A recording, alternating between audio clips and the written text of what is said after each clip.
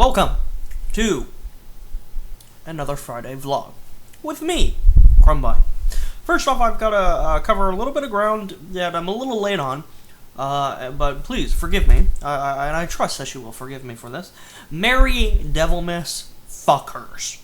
Yes, this is we have officially entered the Devilmas season since October 30th, Halloween, October 31st. And the Devilmas season generally runs from Halloween to New Year's. For the uninitiated, Devilmas is the antithesis of the Christmas holiday season. In that, whereas with the regular holidays you gather around with family you don't really want to see, and you fake happiness and endure and stuff like that, during the Devilmas season, you gather around with good friends, you drink as much alcohol as you can possibly consume, and then you watch zombie movies. So yeah, I would classify that as the exact opposite. I don't really have any special Devilmas plans this year for the third year of Devilmas, but we're here, and we're queer, and we're ready to go, and yeah, welcome, Merry Devilmas, fuckers. Moving right along, today is Friday, November 20th, and of course that means a new episode of ACAD, the awesome Canadian action duo brought to you by ProjectAwesome.ca and Solid Gold 451, otherwise known as Middlebrook. Sorry there, buddy. As we know him around these circles, which we don't know him as Middlebrook. I don't think anybody. I don't even know what Middlebrook is, honestly. It was just unless maybe we can make that stick, because that'd be kind of cool. Just throwing that out there. Anyway, episode 4, the 4th episode of the 2nd season of the awesome Canadian action duo. Middlebrook posted it this morning. I watched it right away. It is now the evening that I'm taping this because, some of us have to work for a living, stuff like that. I am not really that energetic right now. I'm just faking it.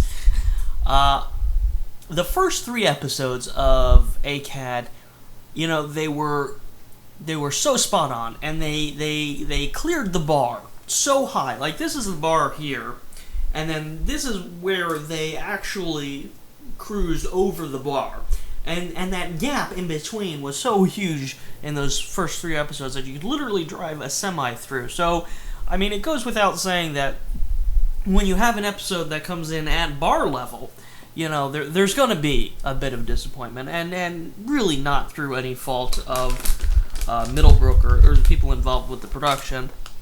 It was a good episode, but in my opinion, the first 3 episodes were just really so above average that this one ended up falling a little bit short.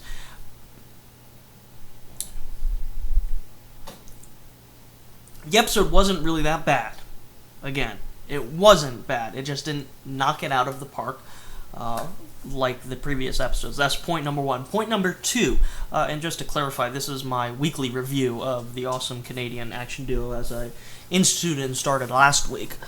Point number 2, any criticism of the impact of this episode is quickly displaced when you stop and appreciate that this is serving up, this particular episode is serving to set up what will undoubtedly be a very critical and exciting plot that will carry us probably through the end of the season, if not a substantial way through. So it's you can't fault it for setting up where it's going.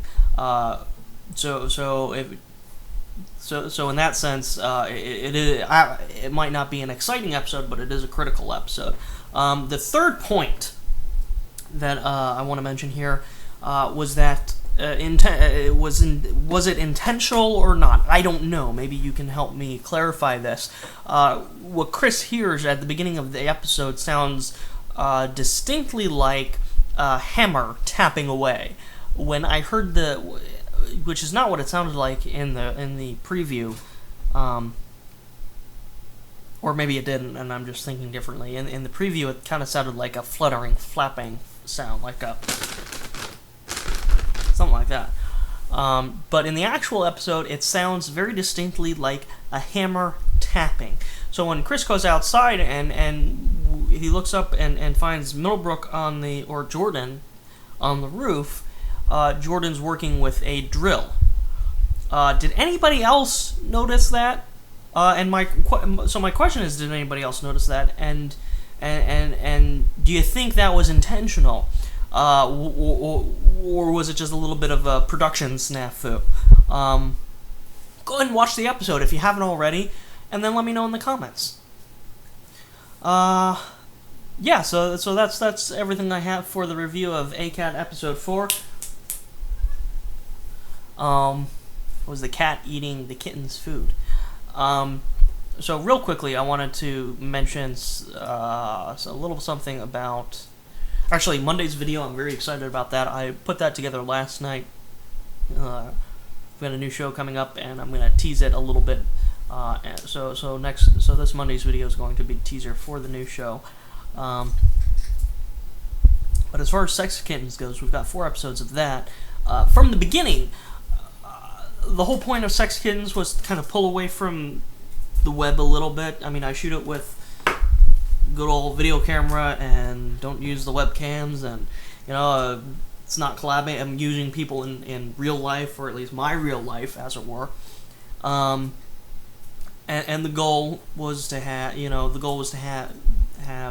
real people in the show, and real people visit, people other than myself and Sam, have like people visit the show as we work through the next few as we work through the season, or work through the episodes. I don't know if I'm going to break it into seasons like that, like Middlebrook does, but right now I've got a lot of things locked down, and we're actually planned and scripted up through our 15th episode.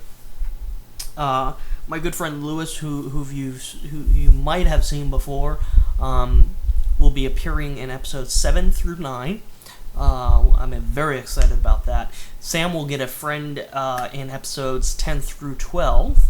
And in episodes 13 through 15, this is I think is the big news, and it's something that I just got locked down like yesterday. Episodes 13 through 15, you will be introduced to my sister. So that's kind of exciting. That's all I have for you right now. This certainly was long enough. And I have a friend coming over here. That's my shoulder cat. Benny! Hey! What you doing? Yeah. It's Benny. So that's it, guys. That's the news this Friday. Stay tuned for upcoming episodes, and stay creative.